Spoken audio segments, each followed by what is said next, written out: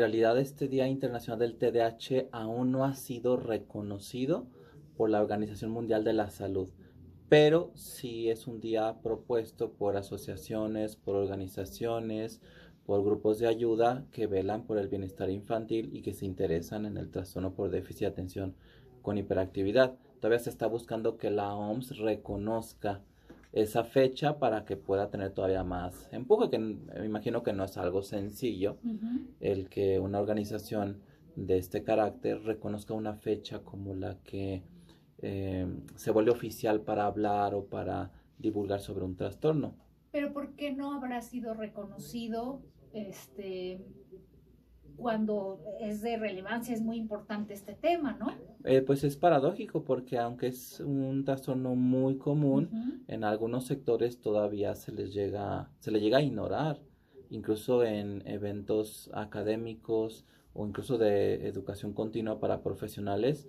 Muchas veces el tema del TDAH sale a relucir por su ausencia. Por ejemplo, si tú revisas el congreso, el programa de un congreso de terapia familiar, el que tú quieras, es muy probable, o te apuesto todo contra nada, a que no vas a encontrar el tema de TDAH en la familia, TDAH en la pareja, porque todavía el día de hoy muchos profesionales, incluyendo de la salud mental, desconocen la existencia de este trastorno o incluso lo llegan a negar.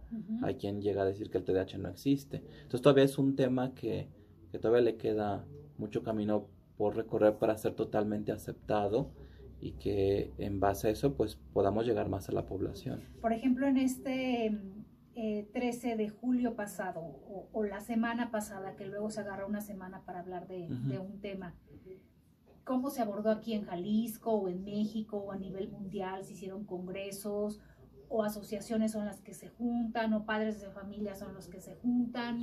¿Qué réplica tuvo este año? Pues fíjate que pasa algo muy parecido a lo que ha venido sucediendo en las últimas décadas con el trastorno del espectro autista, en donde vemos que se dan pues prácticamente lo que podríamos llamar movimientos sociales, grupos de personas no profesionales o no involucradas en la atención profesional, pero que son interesados en el tema, muchas veces porque son padres de familia con niños con estas condiciones o son adultos que tienen estas condiciones y que empiezan a hacer un activismo, y el advenimiento de las redes sociales pues ha permitido que estos grupos, que a lo mejor en otro momento les hubiera costado más sudor y sangre llegar a los oídos de la gente, ahora a través de estas plataformas digitales pueden hacer mucha divulgación. Entonces hay muchos proyectos como uno que yo dirijo, que es Hablemos del TDAH, otro que dirige Elisa Farías, que se llama Hablemos de Neurodesarrollo, un proyecto que dirige la autora de Díaz, que se llama Connect Da,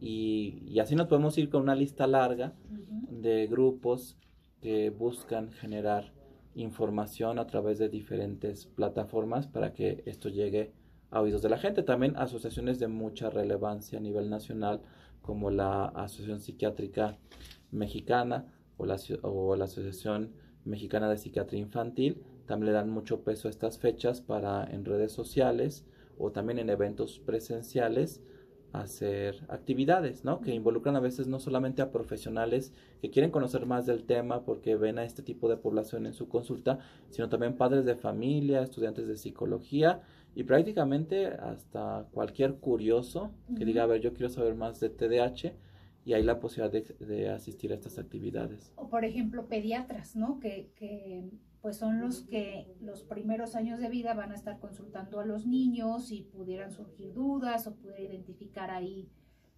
algún signo del niño, o profesores de preescolar, de primaria. ¿Estos sectores se están involucrando? Fíjate que no tanto, y eso tiene que ver con lo que se enseña en las escuelas de medicina. En realidad, ya lo había comentado yo en otros espacios. Por ejemplo, en mi formación como médico, durante los 7 años que duró la carrera de medicina, yo solamente recibí una clase de TDAH.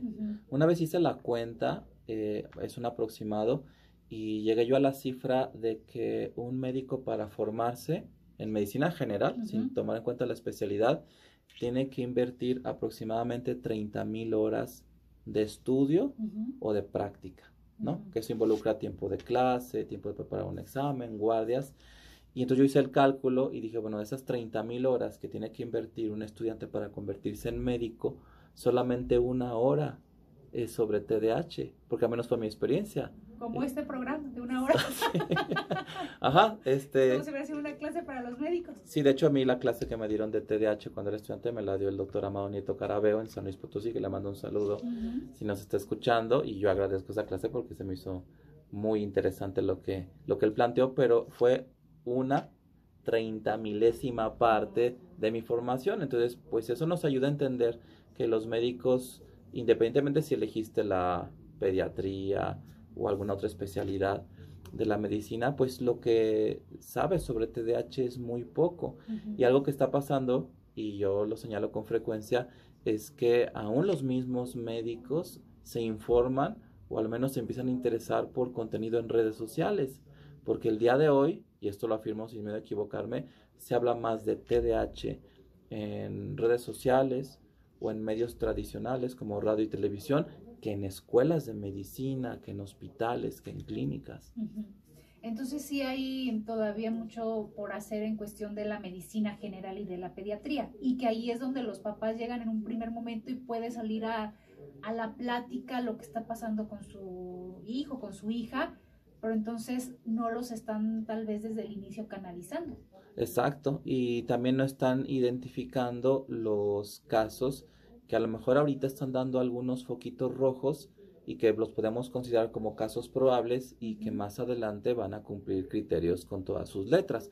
Por ejemplo, niños que han sido prematuros o niños que son productos de embarazo de alto riesgo por X razón, ¿no?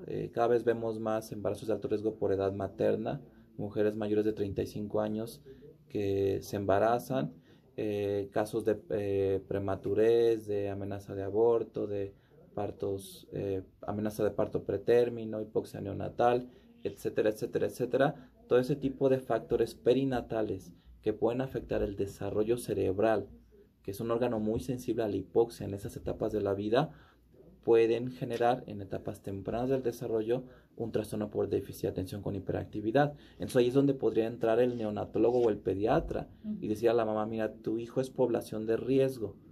Sí, la libró porque salió llorando, respirando, sano del hospital, pero esos antecedentes son factores de riesgo para TDAH o trastorno del espectro autista o discapacidad intelectual. Entonces hay que estar muy atento con ese niño, de lo que te digan las cuidadoras de la guardería, lo que te digan las educadoras en preescolar, y ante cualquier expresión sintomática empezar a buscar atención, porque como cualquier tema de la medicina, una pronta identificación mejora mucho el pronóstico. De eso platicamos regresando de la pausa.